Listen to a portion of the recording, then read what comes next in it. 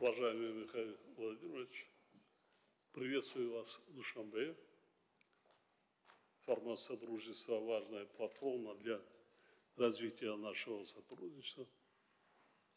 Отношения двух стран имеют высокую динамику. Россия наш важный стратегический партнер. Дальнейшее укрепление взаимодействия с ней – особый приоритет Таджикистана. Мы и далее будем придерживаться этого курса.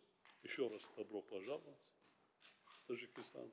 Спасибо, уважаемый Эмаль Шарипович. Я хочу, пользуясь случаем, передать вам самые добрые пожелания и слова приветствия от президента России Владимира Владимировича Путина. Вы с ним недавно виделись на праздновании нашей общей победы в Великой Отечественной войне, когда посещали Москву, а также в ходе вашего в марте официального визита в Российскую Федерацию.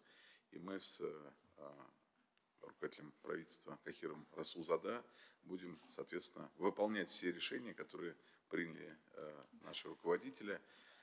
Товарооборот, торгово-экономические отношения наших стран на сегодняшний день развиваются достаточно успешно. За 4 месяца 2025 года товарооборот увеличился на 7%, составил 44 миллиарда.